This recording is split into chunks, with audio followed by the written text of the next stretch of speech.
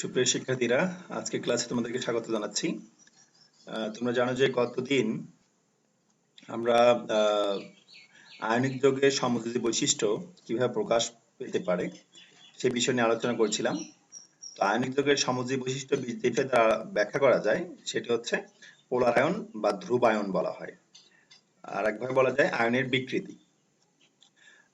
তো পোলার আয়ন কোন একটি আয়নিক যৌগে কতটা বেশি ঘটবে বা ধ্রুবায়ন কতটা বেশি ঘটবে সেটি ব্যাখ্যা করা যায় ফাজানের নিয়ম থেকে।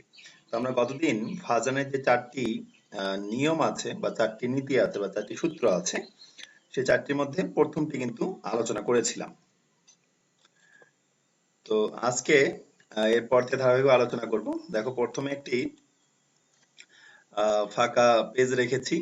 এর মানে এই না যে কোনো পড়াশোনা হবে না আজকে। দেখো, প্রথমে যে বিষয়টি বলতে চাই সেটি হচ্ছে কোন একটি যৌগে বা কোন একটি আয়নিক যৌগে কত ধরনের আন্তঃক্রিয়া ঘটতে পারে। প্রথমত 4 ধরনের আন্তঃক্রিয়া ঘটতে পারে একটি আয়নিক যৌগে। এটি তোমাদের আমি আয়নিক বন্ধন যে চ্যাপ্টার আছে সেখানে কিন্তু আলোচনা করেছিলাম। আমি আবারও বিষয়টি বলছি কারণ বিষয়টি অনেক ইম্পর্টেন্ট। আয়নিক যৌগে কি থাকে? ধরো আমরা যদি সোডিয়াম ক্লোরাইডের কথাই বলি, সোডিয়াম ক্লোরাইড একটি আয়নিক যৌগ। সেই সোডিয়াম ক্লোরাইডে ধাতু হচ্ছে সোডিয়াম এবং অধাতু হচ্ছে ক্লোরিন। অপরদিকে বলতে পারি যে সোডিয়াম থেকে ক্যাটায়ন গঠিত হয়, অর্থাৎ সোডিয়াম আয়ন গঠিত হয়। অপরদিকে ক্লোরিন থেকে ক্লোরাইড আয়ন বা অ্যানায়ন গঠিত হয়। তো সোডিয়াম যে পরমাণু আছে, সোডিয়াম পরমাণুর পারমাণবিক সংখ্যা কিন্তু 11, অর্থাৎ সোডিয়াম পরমাণুতে 11টি প্রোটন আছে এবং তার সঙ্গে 11টি ইলেকট্রন আছে। এর জন্য সোডিয়াম পরমাণু নিরপেক্ষ। একইভাবে প্রতিটি পরমাণুতেই সমান সংখ্যক প্রোটন এবং সমান সংখ্যক ইলেকট্রন থাকে, সেই জন্য পরমাণু কিন্তু বিদ্যুৎ নিরপেক্ষ হয়ে থাকে। ওকে, তো সোডিয়াম যখন অর্থাৎ সোডিয়ামের যদি আমরা ইলেকট্রন বিন্যাস করি তাহলে কিন্তু সেটি কি দাঁড়াবে? ইলেকট্রন বিন্যাসটা এমন হবে 1s2 2s2 2p6 এবং 3s1। এটা সোডিয়াম পরমাণুর ইলেকট্রন বিন্যাস। অর্থাৎ সোডিয়াম পরমাণুর ক্ষেত্রে কেন্দ্রে নিউক্লিয়াস, প্রথম শক্তি স্তরে 2টি ইলেকট্রন, দ্বিতীয় শক্তি স্তরে 8টি ইলেকট্রন এবং তৃতীয় শক্তি স্তরে কিন্তু মাত্র 1টি ইলেকট্রন আছে। 1টি ইলেকট্রন আছে তৃতীয় শক্তি স্তরে। ওকে, এখন সোডিয়াম যদি ইলেকট্রন দান করে অর্থাৎ সোডিয়াম আয়ন গঠন করে তাহলে কিন্তু এই যে ইলেকট্রনটি আছে ইলেকট্রনটি সে কিন্তু দান করবে। তাহলে তার ইলেকট্রন বিন্যাসটি হবে এমন, সোডিয়াম আয়নের ইলেকট্রন বিন্যাস হচ্ছে এইটুকু, সোডিয়াম আয়নের ইলেকট্রন বিন্যাস। সোডিয়াম আয়নের ইলেকট্রন বিন্যাস হচ্ছে 1s2 2s2 2p6। অর্থাৎ সোডিয়াম আয়নের ক্ষেত্রে তার কেন্দ্রে নিউক্লিয়াস আছে। তোমরা তো জানো যে নিউক্লিয়াস ধনাত্মক আধানধর্মী। প্রথম শক্তি স্তরে 2টি ইলেকট্রন আছে এবং দ্বিতীয় শক্তি স্তরে 8টি ইলেকট্রন থাকে। তৃতীয় শক্তি স্তরে কোনো ইলেকট্রন কিন্তু নেই, সেটা কিন্তু সে দান করেছে। একইভাবে ক্লোরিন পরমাণুর কথা যদি আমরা বলি, ক্লোরিন পরমাণুর পারমাণবিক সংখ্যা তোমরা জানো যে 17, অর্থাৎ 17টি প্রোটন আছে। 17টি প্রোটন আছে অর্থাৎ 17টি ধনাত্মক আধান আছে এবং 17টি ইলেকট্রন আছে অর্থাৎ ঋণাত্মক আধান আছে। এই কারণে ক্লোরিন পরমাণু কিন্তু বিদ্যুৎ নিরপেক্ষ। এই ক্লোরিন যখন ক্লোরাইড আয়ন গঠন করে, ক্লোরিন যখন একটি ইলেকট্রন গ্রহণ করে অর্থাৎ ক্লোরাইড আয়ন গঠন করে, তখন কিন্তু ক্লোরাইড আয়নের যদি আমরা ইলেকট্রন বিন্যাস করি, ক্লোরাইড আয়নের ইলেকট্রন বিন্যাস কেন্দ্রে নিউক্লিয়াস আছে ধনাত্মক আধানধর্মী, প্রথম শক্তি স্তরে 2টি ইলেকট্রন, দ্বিতীয় শক্তি স্তরে 8টি ইলেকট্রন এবং তৃতীয় শক্তি স্তরেও 8টি ইলেকট্রন। কারণ ছিল 7টি। ক্লোরিন ইলেকট্রন বিন্যাস যদি করে দেখো তোমরা তাহলে দেখবে কেমন হবে, 1s2 হবে, 2s2 হবে, 2p6 2p6 3s2 এবং 3p কিন্তু 5 3p5। এটা ক্লোরিন পরমাণু ইলেকট্রন বিন্যাস। কিন্তু ক্লোরিন যখন একটা ইলেকট্রন গ্রহণ করে তখন কিন্তু 3p6 হয়ে যায়। ওকে, তাহলে বহিস্থ শক্তি স্তরে 3p6 হলে তাহলে ইলেকট্রন বিন্যাস ইলেকট্রন সংখ্যা কিন্তু হবে 8টি। তাহলে এটা হচ্ছে ক্লোরাইড আয়নের ইলেকট্রন কনফিগারেশন। অপরদিকে এটা হচ্ছে সোডিয়াম আয়নের ইলেকট্রন কনফিগারেশন, সোডিয়াম আয়নের ইলেকট্রন কনফিগারেশন। তো এখন এ আয়নিক যৌগে দেখো এরা যখন পাশাপাশি থাকে ক্যাটায়ন এবং অ্যানায়ন, এখানে কিন্তু 4 ধরনের আন্তঃক্রিয়া ঘটে। কি রকম? এর নিউক্লিয়াস সোডিয়াম আয়নের নিউক্লিয়াস অর্থাৎ ক্যাটায়নের নিউক্লিয়াস অ্যানায়নের নিউক্লিয়াসকে বিকর্ষণ করে। কেন? কারণ এরা সমধর্মী আধান বিশিষ্ট। তাহলে ক্যাটায়নের নিউক্লিয়াস এবং অ্যানায়নের নিউক্লিয়াসের মধ্যে একটা বিকর্ষণ আছে, এটা একটা আন্তঃক্রিয়া। আবার ক্যাটায়নের বহিস্থ স্তর ইলেকট্রন এবং অ্যানায়নের বহিস্থ স্তর ইলেকট্রনের মধ্যে বিকর্ষণ আছে, কারণ এরা সমধর্মী। ওকে, তাহলে ক্যাটায়নের নিউক্লিয়াস এবং অ্যানায়নের নিউক্লিয়াসের মধ্যে বিকর্ষণ এবং ক্যাটায়নের ইলেকট্রন এবং অ্যানায়নের ইলেকট্রনের মধ্যে বিকর্ষণ, তাহলে এই দুই ধরনের বিকর্ষণ জনিত আন্তঃক্রিয়া আছে। অপরদিকে ক্যাটায়নের নিউক্লিয়াস কিন্তু অ্যানায়নের ইলেকট্রনকে আকর্ষণ করবে, কারণ নিউক্লিয়াস ধনাত্মক আধানধর্মী, ইলেকট্রন ঋণাত্মক আধানধর্মী। তাহলে ক্যাটায়নের নিউক্লিয়াস অ্যানায়নের ইলেকট্রনকে আকর্ষণ করতে পারে, এটা আকর্ষণ জনিত আন্তঃক্রিয়া। অপরদিকে অ্যানায়নের নিউক্লিয়াস ক্যাটায়নের ইলেকট্রনকে আকর্ষণ করতে পারে, এটা কিন্তু আকর্ষণ জনিত আন্তঃক্রিয়া। তাহলে আন্তঃক্রিয়া মোট হচ্ছে 4 ধরনের, দুটি হচ্ছে বিকর্ষণ জনিত, আরেকটি হচ্ছে আকর্ষণ জনিত। ওকে, তাহলে ক্যাটায়নের নিউক্লিয়াস যদি অ্যানায়নের বহিস্থ স্তর ইলেকট্রনকে আকর্ষণ করে, অর্থাৎ ক্যাটায়নের নিউক্লিয়াস অ্যানায়নের বহিস্থ শক্তি স্তরকে আকর্ষণ করছে, তাহলে আকর্ষণ করলে কি হবে? এই ইলেকট্রন গুলো তাদের এই পরিমণ্ডল সহ, অর্থাৎ এই যে শক্তি স্তরটি আছে, এই শক্তি স্তরটি সহ আস্তে আস্তে এর দিকে বিকৃত হবে, অর্থাৎ গোলাকার না থেকে আস্তে আস্তে এইরকম ওর দিকে বিকৃত হয়ে যেতে থাকবে। তাহলে ক্যাটায়ন দ্বারা অ্যানায়নের ইলেকট্রনকে বহিস্থ ইলেকট্রনকে আকর্ষণ করার কারণে অ্যানায়নের বিকৃতি ঘটে। তো যত বেশি এই ক্যাটায়ন দ্বারা অ্যানায়নের বিকৃতি যত বেশি ঘটে, আমরা বলি তার পোলারায়ন তত বেশি ঘটেছে। এবং একটা আয়নিক যৌগে যত বেশি পোলারায়ন ঘটবে, সেই আয়নিক যৌগের সমুদ্র বৈশিষ্ট্য কিন্তু তত বেশি প্রকাশ পাবে। তো আমরা গতদিন ফাজানের নিয়মে প্রথম যে নীতিটি পড়েছিলাম সেটি ছিল যে ক্যাটায়নের আকার ছোট হলে এবং অ্যানায়নের আকার বড় হলে, আবারও বলছি, ক্যাটায়নের আকার ছোট হলে এবং অ্যানায়নের আকার যদি বড় হয়, তবে ক্যাটায়ন দ্বারা অ্যানায়নের বিকৃতি বেশি ঘটে বা পোলারায়ন বেশি ঘটে, অর্থাৎ সমযোজী বৈশিষ্ট্য প্রকাশ পায়। সেটা কেন হয় সেটা বলেছিলাম, কারণ ক্যাটায়ন আকার যদি ছোট হয় তাহলে ক্যাটায়ন খুব সহজেই তার পরিসর পার হয়ে, তার পরিধি পার হয়ে অ্যানায়নের বহিস্থ শক্তি স্তরকে আকর্ষণ করতে পারে। অপরদিকে অ্যানায়নের আকার যদি তুলনামূলকভাবে বড় হয়, তাহলে অ্যানায়নের নিউক্লিয়াস কিন্তু তার বহিস্থ স্তর ইলেকট্রনকে কম আকর্ষণ করবে, ফলে ক্যাটায়নের পক্ষে খুব সহজেই এই ইলেকট্রনকে আকর্ষণ করা সম্ভব হবে এবং ক্যাটায়ন দ্বারা অ্যানায়নের বিকৃতি বেশি ঘটবে।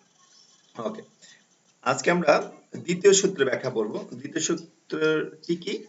যে ক্যাটায়ন ও অ্যানায়ন উভয়ের আধান বৃদ্ধির সাথে পোলারায়ন বেশি ঘটে, আধান বৃদ্ধির সাথে। অর্থাৎ আমরা যদি বলি সোডিয়াম ক্লোরাইড এ আয়নিক যৌগটি, অপরদিকে যদি বলি ম্যাগনেসিয়াম ক্লোরাইড, এটি একটি আয়নিক যৌগ, দুটি আয়নিক যৌগ ম্যাগনেসিয়াম ক্লোরাইড, তাহলে সোডিয়াম ক্লোরাইড অপেক্ষা কিন্তু ম্যাগনেসিয়াম ক্লোরাইডের পোলারায়ন বেশি ঘটবে। কেন? কারণ সোডিয়াম আয়নের ক্ষেত্রে ধনাত্মক আধান একটি, ক্লোরাইড আয়ন। অপরদিকে ম্যাগনেসিয়াম আয়নের ক্ষেত্রে ধনাত্মক আধান কয়টি? দুইটি। খেয়াল করো, সোডিয়াম পরমাণুর পারমাণবিক সংখ্যা কত? 11, অর্থাৎ 11টি প্রোটন এবং 11টি ইলেকট্রন। কিন্তু যখন সোডিয়াম প্লাস গঠন করে তখন প্রোটন তো ঠিকই থেকে যায়, কিন্তু ইলেকট্রন একটি কমে যায়, অর্থাৎ 10টি ইলেকট্রন হয়ে যায়। ইলেকট্রন সংখ্যা হয় 10। তাহলে এখানে নিউক্লিয়াসে প্রোটন বেশি আছে একটি, এই প্রোটন ক্লোরাইডের বহিস্থ স্তরকে আকর্ষণ করে, ফলে বিকৃতি বেশি ঘটে বা পোলারায়ন ঘটে। অপরদিকে ম্যাগনেসিয়ামের ক্ষেত্রে ম্যাগনেসিয়াম পারমাণবিক সংখ্যা হচ্ছে 12, অর্থাৎ 12টি প্রোটন আছে এবং 12টি ইলেকট্রন আছে। কিন্তু যখন ম্যাগনেসিয়াম 2+ গঠন করে, তার অর্থ 12টি প্রোটন তো থাকবেই, কিন্তু ইলেকট্রন হয়ে যাবে 10টি, অর্থাৎ 2টি ইলেকট্রন সে দান করেছে। তাহলে এখানে প্রোটন আছে, ম্যাগনেসিয়াম 2+ এর ক্ষেত্রে প্রোটন কয়টি বেশি আছে? 2টি, অর্থাৎ 2টি ধনাত্মক আধান বেশি আছে নিউক্লিয়াসে। অপরদিকে সোডিয়াম আয়নের ক্ষেত্রে কয়টি আছে? একটি ধনাত্মক আধান। তাহলে দুটি ধনাত্মক আধান, নিউক্লিয়াসের দুটি ধনাত্মক আধান ক্লোরাইড আয়নকে যতটা বেশি আকর্ষণ করবে, তার চেয়ে কিন্তু সোডিয়াম আয়নের ক্ষেত্রে কম আকর্ষণ হবে। অর্থাৎ ম্যাগনেসিয়াম 2+ এর ক্ষেত্রে এই ক্যাটায়ন দ্বারা ধনাত্মক আধানের বেশি থাকার কারণে নিউক্লিয়াসে সেটি ক্লোরাইড আয়নকে বেশি আকর্ষণ করবে, ফলে বিকৃতি এখানে বেশি ঘটবে। একইভাবে অ্যানায়নের আধান বৃদ্ধি পেলেও পোলারায়ন বেশি ঘটে। তাহলে যে আয়নিক যৌগের ক্যাটায়ন এবং অ্যানায়নের আধান বেশি হবে সেই আয়নিক যৌগটিতে পোলারায়ন বেশি ঘটবে এবং সমযোজী বৈশিষ্ট্য বেশি প্রকাশ পাবে। তার অর্থ হচ্ছে সোডিয়াম ক্লোরাইডের চেয়ে ম্যাগনেসিয়াম ক্লোরাইডের সমযোজী বৈশিষ্ট্য হচ্ছে বেশি বা আয়নিক বৈশিষ্ট্য কম। অর্থাৎ সোডিয়াম ক্লোরাইডের গলনাঙ্ক স্ফুটনাঙ্ক বেশি হবে ম্যাগনেসিয়াম ক্লোরাইড অপেক্ষা। সোডিয়াম ক্লোরাইড পানিতে বেশি দ্রবীভূত হবে ম্যাগনেসিয়াম ক্লোরাইড অপেক্ষা। সোডিয়াম ক্লোরাইডের জলীয় দ্রবণ বেশি তড়িৎ পরিবহন করবে ম্যাগনেসিয়াম ক্লোরাইড অপেক্ষা। তাহলে এরকম যেহেতু সোডিয়াম ক্লোরাইডের চেয়ে ম্যাগনেসিয়াম ক্লোরাইডের সমযোজী বৈশিষ্ট্য বেশি, সুতরাং ম্যাগনেসিয়াম ক্লোরাইডের সমযোজী বৈশিষ্ট্যই বেশি প্রকাশ পাবে। অর্থাৎ এদের গলনাঙ্ক স্ফুটনাঙ্ক কম হবে, পানিতে দ্রবণীয়তা কমে যাবে, এরকম কিছু বৈশিষ্ট্য প্রকাশ পাবে। ওকে, এই হচ্ছে দ্বিতীয় সূত্রের ব্যাখ্যা। এরপর আসা যাক তৃতীয় সূত্রের ব্যাখ্যা। তৃতীয় সূত্রটি কি? ক্যাটায়নের সর্ববহিস্থ স্তরে 18টি ইলেকট্রন বিশিষ্ট হলে পোলারায়ন ক্ষমতা সর্বস্তরে 8টি ইলেকট্রন বিশিষ্ট ক্যাটায়নের পোলারায়ন ক্ষমতা অপেক্ষা বেশি হয়। তো যে ক্যাটায়নের বহিস্থ স্তরে ইলেকট্রন বিন্যাসটি এমন, তার পোলারায়ন ক্ষমতা এই ধরনের ক্যাটায়ন অপেক্ষা বেশি ঘটে। যেমন যদি বলি কিউপ্রাস ক্লোরাইড আর যদি বলি সোডিয়াম ক্লোরাইড, এই দুটি যৌগের ক্ষেত্রে কিন্তু অ্যানায়ন একই। অ্যানায়নটা কি? ক্লোরাইড আয়ন, কিন্তু ক্যাটায়ন কিন্তু ভিন্ন। এক্ষেত্রে ক্যাটায়ন হচ্ছে কিউ প্লাস আর এক্ষেত্রে ক্যাটায়ন কিন্তু সোডিয়াম প্লাস। তো এই দুটি কথা যদি আমরা চিন্তা করি, এই দুটি ক্যাটায়নের আধানের পরিমাণ কিন্তু একই, কিন্তু এই প্লাস আধানের ক্ষেত্রে কিন্তু তার বহিস্থ স্তর ইলেকট্রন বিন্যাস কিন্তু এমন, আর সোডিয়াম প্লাসের ক্ষেত্রে বহিস্থ স্তর ইলেকট্রন বিন্যাসটা হচ্ছে এমন। তাহলে এই ক্যাটায়নের পোলারায়ন ক্ষমতা অর্থাৎ ক্লোরাইড আয়নের বিকৃত করার ক্ষমতা সোডিয়াম আয়ন অপেক্ষা বেশি। কেন বেশি? কারণ তোমাদেরকে একটা বিষয় বলে রাখি, মনে রাখবে যে কোন একটা পরমাণুতে যে নিউক্লিয়াস থাকে, নিউক্লিয়াসে তো প্রোটন আছে ধনাত্মক আধানধর্মী, এই নিউক্লিয়াস কিন্তু তার বহিস্থ স্তরের ইলেকট্রনগুলোকে আকর্ষণ করে বা বাইরের যে স্তরগুলো আছে তার ইলেকট্রনগুলোকে সে আকর্ষণ করবে। কিন্তু তোমরা জানো যে এই শক্তি স্তরের মধ্যে আবার অরবিটাল আছে, বিভিন্ন অরবিটাল, অর্থাৎ এস পি ডি এফ, এরকম বিভিন্ন উপশক্তি স্তরে বা অরবিটালে ইলেকট্রন আছে। তো এস অরবিটালে ইলেকট্রন এই নিউক্লিয়াস যখন এই শক্তি স্তর ইলেকট্রনকে আকর্ষণ করে, পাশাপাশি কিন্তু পরের শক্তি স্তর ইলেকট্রন আকর্ষণ করবে, পাশাপাশি তার পরের শক্তি স্তরকেও পর্যায়ক্রমে আকর্ষণ করবে। কিন্তু এই নিউক্লিয়াসে যখন এই শক্তি স্তরকে ইলেকট্রনকে আকর্ষণ করবে, তখন মাঝের যে ইলেকট্রন আছে, যেমন প্রথম শক্তি ইলেকট্রন যা আছে দুইটি, তারা কিন্তু কিছুটা হলেও এই ইলেকট্রনকে আকর্ষণ করাটাকে বাধা দেবে, অর্থাৎ আচ্ছাদিত করে রাখবে বা ঘিরে রাখবে। তাহলে বিষয়টি কি বললাম, যে নিউক্লিয়াসে যখন তার শক্তি স্তরগুলোকে শক্তি স্তর ইলেকট্রনগুলোকে আকর্ষণ করে, ধরো দ্বিতীয় শক্তি স্তর ইলেকট্রন আকর্ষণ করছে, তখন তার আগের যে শক্তি স্তর ইলেকট্রনগুলো আছে অর্থাৎ প্রথম শক্তি স্তর ইলেকট্রনগুলো তাকে আকর্ষণ করতে কিছুটা বাধা দেয়, অর্থাৎ আচ্ছাদিত করে ফেলে, এটাকে বলে আচ্ছাদন প্রভাব।